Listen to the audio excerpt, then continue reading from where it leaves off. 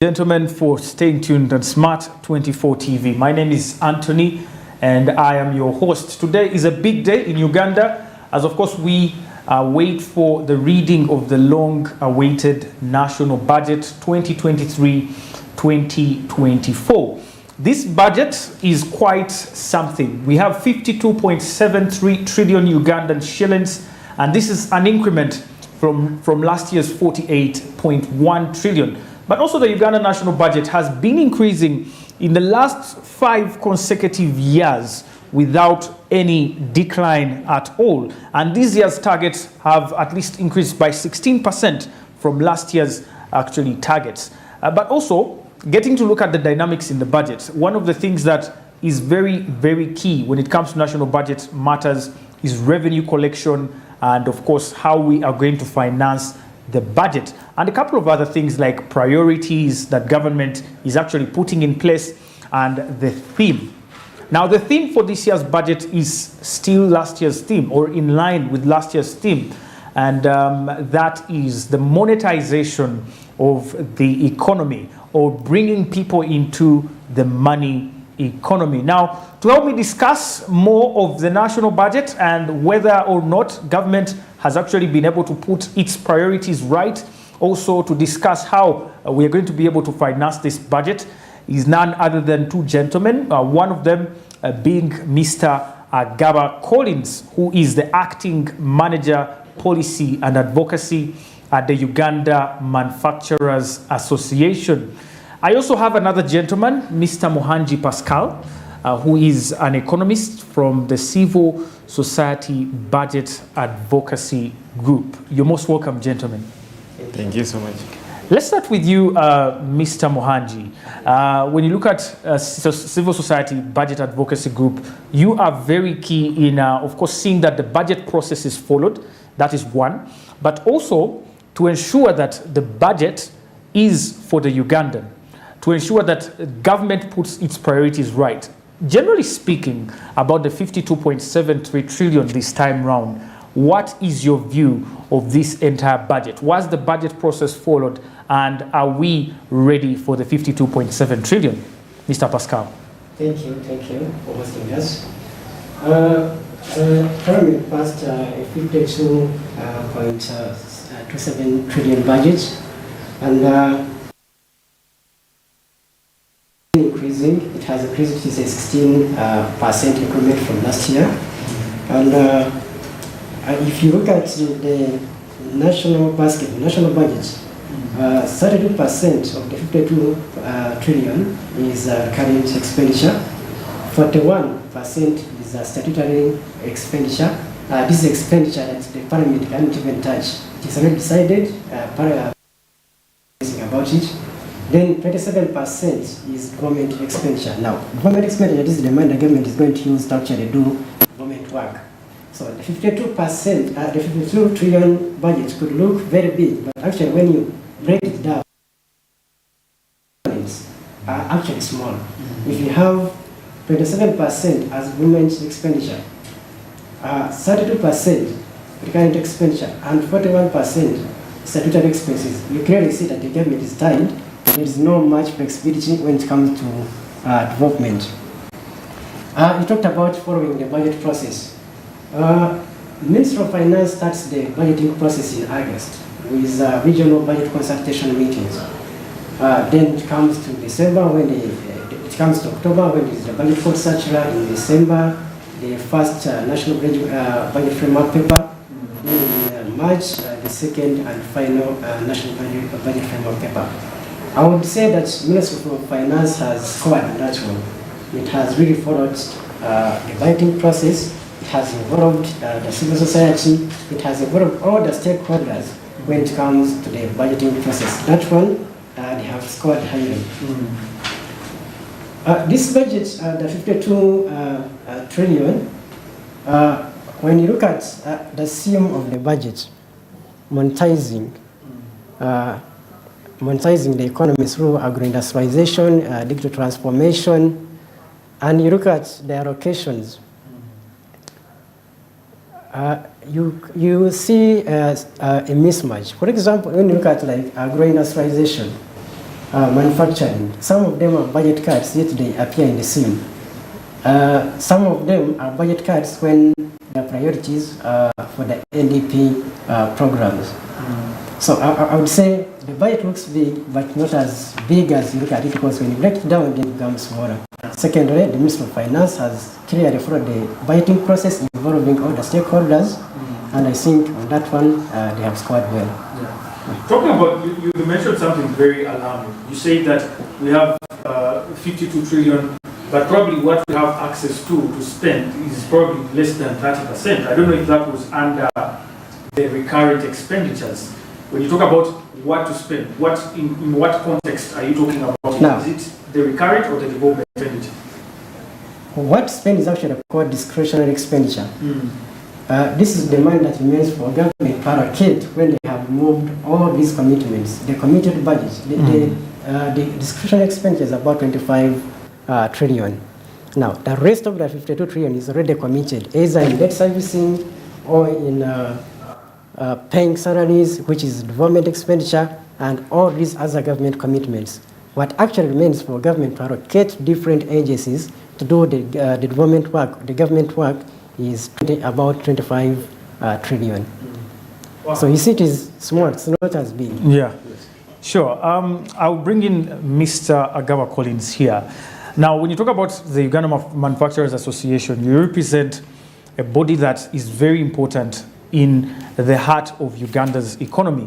The manufacturing program is one of the core NDP3 programs, which aims to increase the product range and scale of import substitution and, of course, improved terms for trade.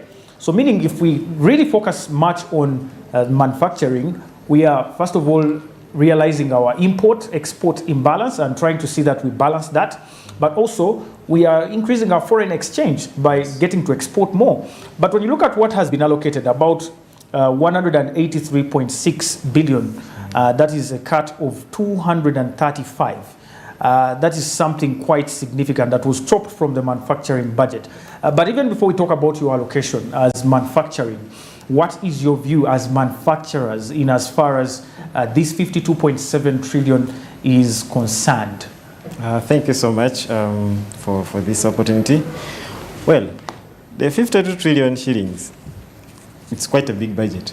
And they've been increasing it every year, now and then, always seeing it increasing. But what are we seeing on the ground? For us as a manufacturers, we're not seeing much of its, I can call it transforming itself into a development of the manufacturing sector. Most of the things that we feel so much is always on revenue. They always come increasing on. Because if you look at the current projection, they are saying the domestic revenue is projected at 28.8, which is around 13.8% of the budget. Of the GDP. What is it going to happen to us now? They're going to come to the manufacturers again and again. Because for us, we are a bit formal. So what happens in the end? They always come, the tax burden continues resting on us. But however, on the good side, I would say the capitalization of the UDB and UDC, because we have been asking this from government, we are happy with that. And we would like to see more of this capitalization and enabling us, the manufacturers, to so much go and borrow from this UDB and also working with UDC to co-invest in this, because this is the most important thing to develop the manufacturing sector. That's the slight overview I can give about the whole budget of the 52.7 trillion.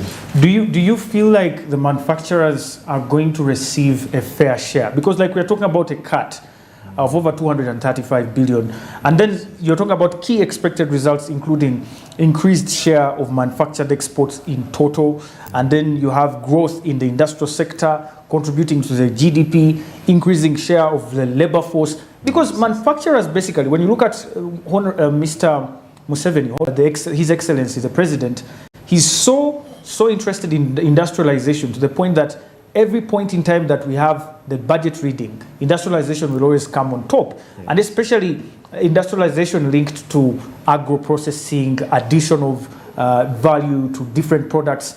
But when you look at the allocations, they don't speak to that. Do you think we are going to be able to meet these very highly anticipated results like import substitution, increased labor force with this narrow budget? The precise answer would be no.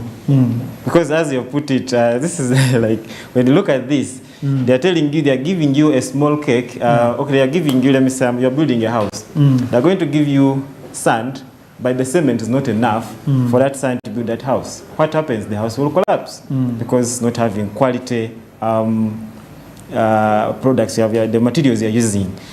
So what we see here is the manufacturing sector is going to continue going down because they have seen, for example, I'll give industrial parks. What is happening there? The infrastructure in industrial parks, it's not quite. If you go to, it's called the Namavi. Yes. The infrastructure is not good. It is still lacking. If you go to the industrial area right now, you will not be happy with what is happening there. So with all this budget, we're cutting it with over 235. Yeah. I don't think we are going to be able to move forward in the manufacturing sector. We need more, but still we are not being given enough. Mr. Mohanji, this is quite one of the points that CS BAD also notes, that the manufacturing sector should not have at least had this cut from 418 billion. You can imagine, up to 186 billion. And we are talking about agro-industrialization. We are talking about increasing the number of jobs in Uganda. Don't you think this is going to actually sabotage government's plan to bring people into the money economy by not being able, especially to fund big industries, to fund those that are starting up, to see that they also get to the size where they can be able to recruit more, where they can be able to export more? Thank you. When you look at NDP3, I'll answer your question from the perspective of NDP3. And you look at the targets of NDP3. One is to reduce poverty, inequality, increase economic output, increase exports, and reduce youth unemployment. Now, you come to a manufacturing sector and cut the budget. How will you increase exports when you're reducing the money that is invested into manufacturing? How are you going to reduce youth unemployment when you're reducing the money for industries, for manufacturing, yet they are the industries that actually create these jobs? So a cut of the manufacturing sector is actually sabotaging the progress that the country would have made using NDP3. So this means if you're cutting the budget for a core NDP program, then one, you'll not achieve the NDP3. And if you don't achieve NDP3, then as a country, you're not going to achieve your targets, your goals, and objectives. If you look at the theme for the budget itself, it talks about manufacturing, agro-industries. But after talking about the theme, when you go deep into the budget, then you're cutting the budget for manufacturing. That is a contradiction. That is a contradiction. So in our thinking, manufacturing should have been core and should have been allocated even more money instead of cutting the budget. Yeah. But there were some bit of wins and losses here. Because also I'm looking at a situation where government is saying we have a huge public debt. Our debt now stands at 86 trillion. And when you look at our budget, almost more money is going to financing debt or paying interest actually in debt rather than going into programs like manufacturing and so on and so forth. So don't you think government is in a tight spot because of the huge public debt which we have on ourselves, that now we currently cannot be able to put money, for example, in sectors like manufacturing? Thank you. And I like the subject about public debt. The first question would be, how did we get here? How did we get to the 86 trillion? Because we didn't just arrive here. At some point, our debt was very sustainable. All of a sudden, it started going up and up and up until now when we are at 86 trillion. There is a lot. I don't think you should cut manufacturing expenditure for it to pay debt. You're right. A lot of money is going to debt servicing. Up to 30% of revenues we collect going to debt servicing. That means that for every 1 shilling that Ugandans collect, 0.3 shillings go into debt servicing, or for every 10 shillings that you collect, 3 shillings go into debt servicing. There is a lot of public spending. I mean, salaries, the money we paid salaries, these allowances we give to MPs, the budget for the presidency, Those are the things that you could actually cut without affecting Ugandans and pay debt. Instead of going and you cut manufacturing, it's going to affect the jobs for Ugandans, the exports for the country, the output for the country. So you can reduce on public spending. Every civil servant, if you got these ministries, every civil servant has a car that has fuel, the car has a driver. If you reduce some of those recurrent costs, you can actually reduce the squeeze you talked about, have more leverage for you to allocate money to different sectors and actually pay off your debt. Yeah. Actually, you not even have more debt because if you control your expenditure, Uganda is not a rich country. Uganda is a poor country. We have to accept that. We have to manage our expenses. If you have low incomes, then the first thing to do is manage your expenses before you even think about going out to borrow and where you're putting the money. Manage your expenses first, and I think will be catered for. Mr. Gov't Collins, talking about, he's bringing a very crucial issue here about frugality, managing our expenses and so on. But domestic arrears, for example, have increased from 4.65 trillion to at least 7.55 trillion from 2021 to currently 2023. This is a 62% increase. Now, you're the manufacturers, you supply government in time, you try to provide the services required, and of course the different other suppliers. But when you look at this budget here, our domestic areas are growing. Isn't this worrying to especially the manufacturing sector? Or what would you tell government in as far as clearing their domestic areas is concerned? Thank you so much. Well, we have been trying to supply to government. Let me first give you maybe how far I've come with this PPDA amendment law. We are trying to say that government, what you should do, allocate something like 30% of your expenditure of what you order, like the supplies, to local industries. But what happens is, most of the things which is happening, government doesn't pay back. Because most of 65% of government budget goes into procurement, if you should know that. So, we are trying to come up as manufacturers to supply government. But what is happening? Paying back is a problem. We are having a lot of areas, and the government is not caring. So we're just trying to plead to government. Some Isaiah has been putting it right about the public spending. Become frugal enough on some other unnecessary expenditures. Practice austerity on some unnecessary expenditures in that you can be able to supply these manufacturers. Because we, the manufacturers, when you pay me, what is going to happen? I'm going to employ more people. Because currently we are employing around 10% of the total population, which is quite so small, and it doesn't have an impact so much. We would like to employ more and more people into the manufacturing sector. When it comes to revenue, we are contributing around 22.6%. What would happen? If you pay back to government, because we all have VAT refunds, we have a lot of areas for supplies, for VAT refunds, a lot of them, they're not being paid back. What is happening to us? We're not going to be able to run this factory. Because most of the factories run on current expenditure, this is what you call current expenditure, the current accounts. If I'm not having enough money, I'm not going to pay the payee, I'm not going to pay the workers, I'm not going to pay the bills. The local service tax. The local service tax. What will happen to me? I'm not able to sustain this. But if government pays the areas and becomes frugal on the other side, instead of having this 27% only for the development, and look at NDP targets and follow what they are supposed to be doing. I know we shall get there. Thank you, Mr. Gov't. We're going to take a very quick breather. But when we return, we continue scrutinizing the priorities of government. One of the priorities government is saying is creation of wealth. This has been a subject of contention over the last few years of budgeting. We've budgeted for the Youth Livelihood Program. We are now budgeting for the Myoga. We are now applying, of course, for the, budgeting for the parish development model and a couple of other programs to see that we bring more people into the money economy. How efficient are these funds going to be utilized? We are talking about now about 1.146 trillion in the parish development model under 10,500 circles. Are these going to utilize the funds as required? And then we are talking about education, receiving 1 trillion, health 1.25 trillion, and a couple of other sectors. We want to analyze and scrutinize the priorities of government in the next budget. My name is Anthony. We take a quick breather and we return shortly. Please stay with us.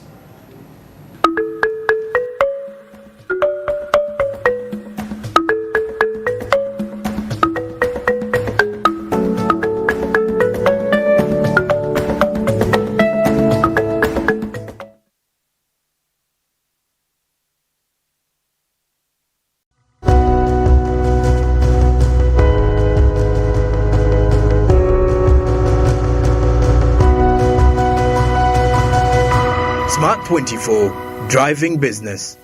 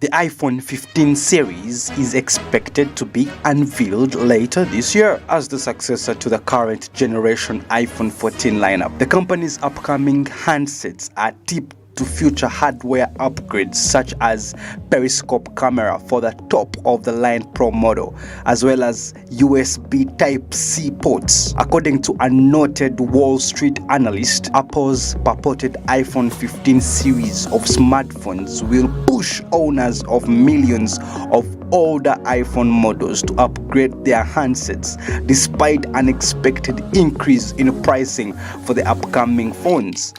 Apple typically launches new iPhone models in the third quarter of the year, and the company is expected to launch the iPhone 15 series, comprising the iPhone 15, iPhone 15 Plus, iPhone 15 Pro, and iPhone 15 Pro Max later this year. Wendbush analyst Dan Ivers recently told CNBC that around 250 million iPhone models have not been upgraded over the past 4 years, and the arrival of the iPhone 15 lineup could prompt new purchases and boost Apple sales. Pricing for the upcoming iPhone 15 lineup will be higher than the company's existing models, according to Ives. The average selling price of the iPhone 15 series will be $925, roughly £76,300, according to a report by Business Insider citing a research note issued by Ives. The analyst is not the first to predict that the iPhone 15 series pricing could be hiked by Apple.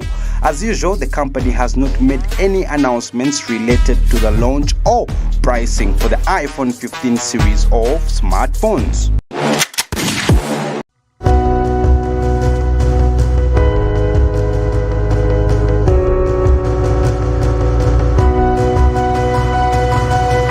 Smart 24, driving business.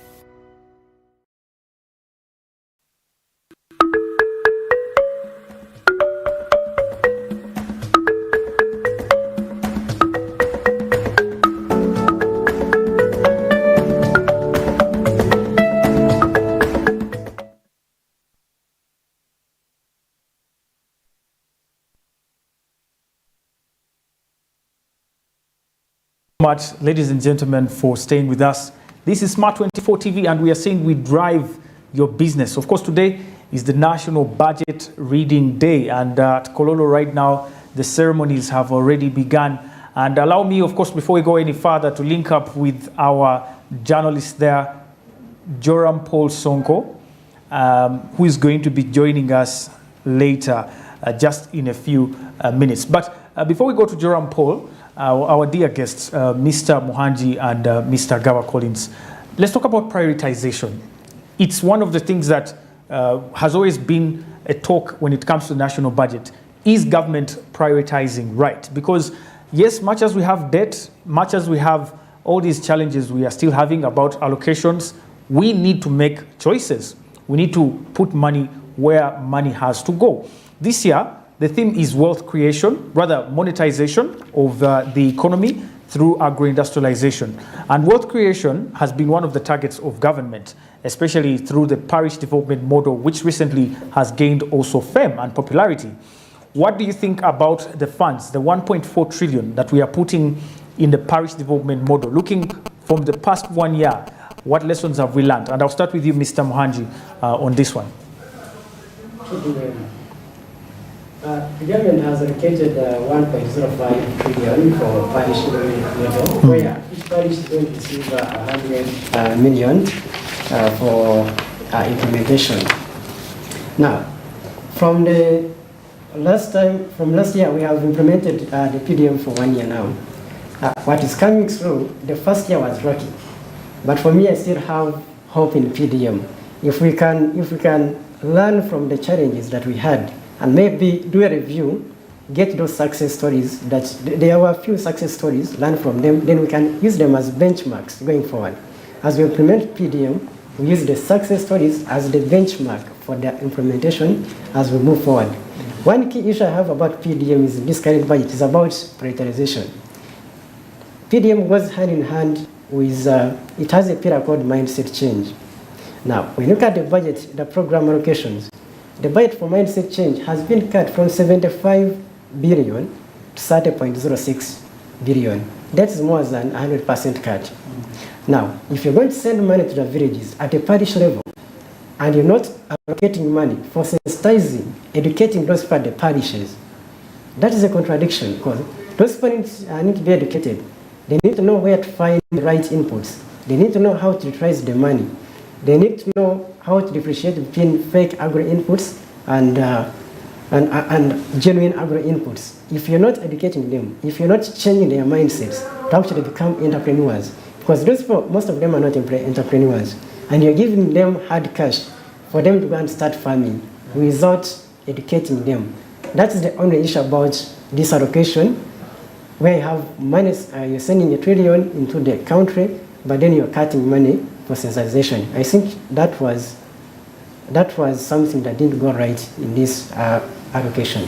Mr. Gawa, what's your opinion on the fact that government in its priorities is having wealth creation funds of up to 1 trillion going to the parish development model?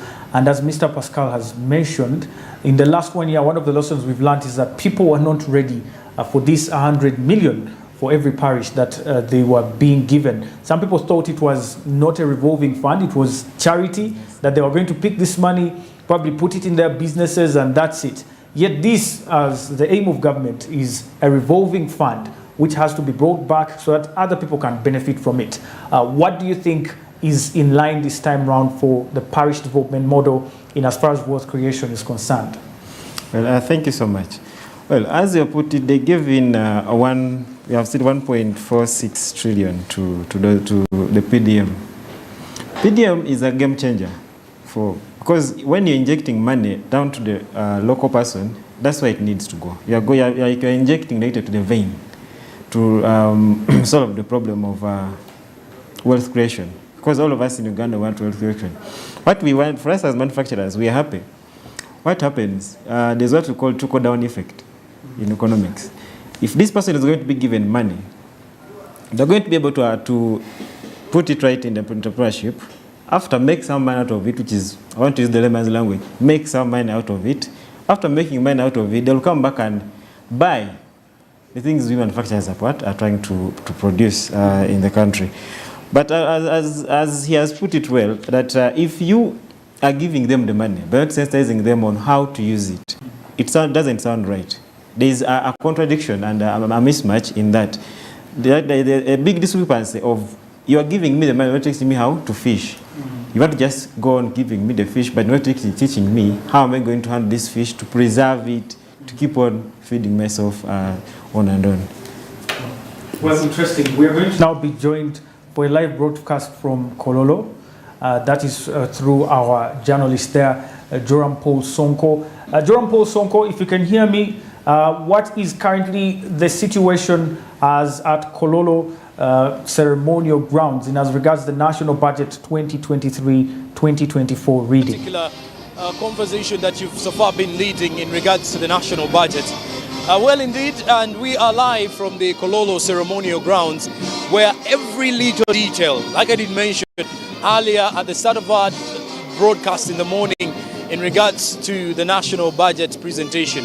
Today, the national budget will be read by the Minister of Finance, Planning and Economic Development, Honorable Matia Kasaija, and by sheer observation behind me, you can easily see that the seats are pretty much still empty.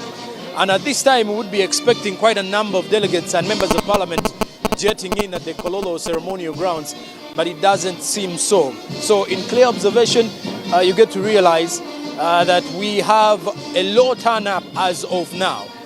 The catchword is as of now, so we do expect more delegates and more members of parliament to be turning up in the next few minutes before the presentation of the budget kicks off at 2 p.m. And of course, as we go into the build-up and also try to understand the national budget, joining me is Honorable Acrobat Moses Kiza from Bugendera County, that is Bundibujo District, to give us an insight of what we should anticipate in this particular national budget. Good afternoon, Honorable, and many thanks for joining us. Yes, good afternoon, brother, and good afternoon, viewers. My name is Chiza Acrobat Moses, Member of Parliament for Bugendera in Bundibujo, that is the Rwenzori sub-region. Yeah, today we are here at Kololo to, first of all, listen to the budget reading, which is going to be presented on Zoom by His Excellency the President. I think you are aware that the President cannot be here physically because of the problem of COVID. Much as he is not very badly off, but according to the information at hand, the President is going to really give his speech via Zoom. As you are aware, that the Minister of Finance is the one who is mandated because he renders a delegated service. So the Minister of Finance is going to present the national budget for 2023-2024 today. So we are here as members of Parliament and other invited guests, much as the turn-up is still low, but we are within time because the members of Parliament are supposed to arrive at 1. So there's no worry about that, the turn-up is low, like I've heard from this comrade here. Otherwise, the budget for 2023-2024, there's some improvement compared to the budget for 2022-2023. There's some increment, like, for example, the budget for the other financial year was 48 trillion.1. But this one, what we pass in Parliament is 52 trillion. And the focus for this financial year majorly is on roads, road infrastructure, because the roads are the drives for socio-economic transformation. Like when we passed it, each district is going to get the effective this financial year to improve on the road sector. In various districts, each district will get 1 billion, and that one will go through the Uganda Road Fund. Okay. Yeah. By the look of things, earlier on, the King of Rwenzururu, Charles Wesley Mumbere, was released. Yes. And for the point in the Kasese area, Bundibujo, let's say the southwestern Uganda, are pretty much excited. Now the financial year is kicking off. Do you think this is a very key, let's say a key look at of things that maybe the year is going to be very positive, if you think of it? Yeah, as subjects of the Rwenzururu Kingdom, because personally I subscribe to the king, I subscribe to the singer of Rwenzururu. So the release of our king is really a very big milestone for the region, because the Domsinga has been incarcerated for 7 years, in fact since 2016. Now this year's budget reading coincides with the release of our king. The whole region, across the whole region, all areas from Bundibujo, Ntoroko, Kabunyangabo, Kasese, people are really very glad, because even yesterday, Batuan, people were jubilating. And I think today there is going to be, majority of the members of parliament from Kasese may not even appear here, because yesterday our sons and daughters were transported back to our region. And I know today they are going to be received by their dear relatives. So people are happy, and I hope this financial year is going to be a very good year for us, because we have been missing our king, and I think we as politicians, as MPs of the area, and the elders, we are really very happy for this government. We are also happy for the president. We are happy for General Saleh, because these are people who are key in ensuring that the king is given amnesty. All right. Thank you very much for your time, Honorable, and we do hope to get in touch with you once the budget has been done in regards to presentation. And of course, as I'm taking you back, you get to realize that the atmosphere is still a dull one. I should tell you, in regards to the fact that we are still waiting for other members of parliament to turn up. But as we're heading into the national budget reading, you need to understand first is that when you look at the key priorities for the national budget, is human capital development took the lion's share of this particular budget, program-based budget, if I'm to put it in that way. Then followed by governance and security, taking the second in regards to the key priorities for the budget. And then in third position was roads and infrastructure, when you come to think of how much it's going to be allocated. But of course, when you look at human capital development, this has been a very key sector in regards to the various programs that have been highlighted for the national budget. Reason being, when you look at production and service in Uganda, these are some of the key sectors that do generating lots and lots of income for the economy and greatly contributing to Uganda's economy. And of course, by the look of things, as of last year, when you come to think of it now, that last year, our inflation was actually shooting up to 7% by this time last year, around 6.8% about the figures that had been recorded by the Uganda Bureau of Statistics in June of 2022. But as of now, inflation is standing at around 6.2%, which clearly shows you that we are now at least living below, of course, where the numbers were previously. So which at the end of it all clearly shows you that it's more of what you could say the economy is recovering steadily, not so much, but it's actually recovering moderately. Of course, there are quite a number of other let's say commodity prices that are still high, but when you look at the basic needs of most, when you look at the basics, for example, the basic products or commodities, there are quite not many that are so high as of now.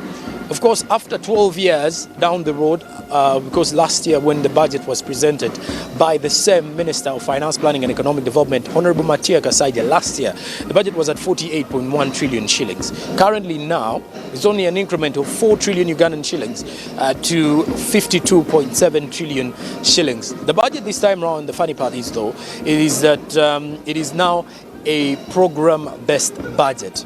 And of course, it is actually following and it's supposed to be implementing the National Development Plan 3. And of course, all these are programs that were written within, or we are still moving within, that is the NRM manifesto for the 2021-2026 presidential calendar in regards to that space. Of course, this particular manifesto is actually having us in two situations of understanding that we are securing our future. But how then are we going in there? And of course, as we continue, I will be joined by more members of parliament who are going to be giving us a few of the other details in regards to what is happening here and what is happening on ground here at the Kololo ceremonial grounds. And of course, as we continue as well to give you all those particular updates, you should stick to us as we give you more details. Now, joining me, I do have Honorable Amos, who is here to give us more details. Good afternoon, Honorable. Good afternoon, how are you? Many thanks for joining us. You are live on Smart 24 television. You're welcome. And well, by the look of things, 1 year down the road, now we are ready for another national budget presentation. Has the previous budget met what it was supposed to address by the look of things? No, I think really, to be realistic, the previous budget has had a lot of shocks, suppressions, a number of projects that we thought would be done were not done. We need to readjust on our domestic revenue mobilization strategy to increase the tax base and also be more proficient in the way we apply our resources. Efficiency means, given the constraints, given the shocks and the depressions and the poor performance of the economy worldwide, then we need to reconsider how do we set our priorities. That's what is important. And that's why you see this budget now that is going to be read today has paid more focus on, one, peace and security, two, in terms of where do we invest, agriculture, roads, the integrated road system that we want to work on, both the Maram and the Tarmac, and also the standard gauge rail. Those are what will be the takeoff from the production. Since we know our competitive edge is more to do with agriculture, how do we therefore improve the agriculture sector? It means we need to work with the private sector, especially our farmers in the hinterland, by doing better roads, by training them. Of course, we have the parish development model, but how do we reinforce it? How do we have a mindset change? How do we generate particular enterprises which will be, for example, improving productivity of the different things, say coffee, which is one of the best products or crops that will be fetching more revenue, milk, and therefore because we have captured a number of markets in Algeria, so we have an opportunity to increase milk.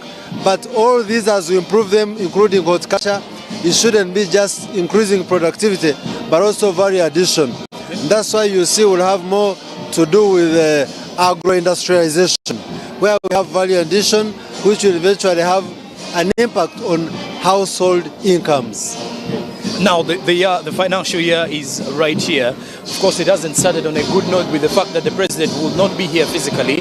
But when you come to think of the fact that now, which means we are going to go back in the situation of the health sector, how prepared are we to curb such uncertainties? For example, COVID-19, which doesn't seem to be leaving for now, but of course we expect other diseases or other viruses. How prepared can we be as a country in order to curb such kind of insecurities in regards to the health sector? Of course, you've heard in this financial year that we're concluding, we had a number of complaints and we've had at the floor of Parliament discuss insufficiencies of drug deliveries to our health centers. Therefore, how do we manage it this time around? I think that's what we are saying. When you look at the human resource development and the medical schools and health, that has been given priority, so that most of that, once we do it, we'll make sure once we deliver the drugs, a system must be in place. But we've also appreciated that in order to improve our health, it is not more of curative approach, but rather the preventive approach. And that's why me personally, I want to advocate for preventive health approach right from the health center, one, which is done by the VHTs, the health center teams. That is the one that touches the household. If we are preventive, then we'll have less expenditures in the curative approach in the health centers. Many thanks for your time, and have yourself a good afternoon as well. That is Honorable Amos Akunda, who has actually been giving us a few of the highlights and looking back at the financial year 2022-2023, which will be coming to an end 30th June this very year. And as I take you back to the studios, I'm reminding you that we are going to be giving you all the extensive interviews here, as well as an entire broadcast of what is going to be happening here on ground. As we are approaching 1 p.m., already a minute to the top of the hour, you get to realize members of parliament are going to be jetting in, are going to be actually taking their seats as we await for the state minister, of course, as we await for the Minister of Finance, Planning and Economic Development, Matia Kasaija, and as well as the Right Honourable Speaker to Parliament, that is Right Honourable Anita Among. But then also you should remember the President Museveni will not be here physically, but he will be with us virtually using the Zoom interface to address the nation. I'm taking you back to Anthony Sebale as he takes you into further of the entire national budget broadcast. Thank you so much, Joram Paul, for that insight in what's happening currently at Kololo Ceremonial Grounds. As Smart 24 TV, we are going to be, of course, giving you live updates from the Kololo Ceremonial Grounds for the reading of the Uganda National Budget 2023-2024. So we are going to take a very short break and we return shortly. Stay with us.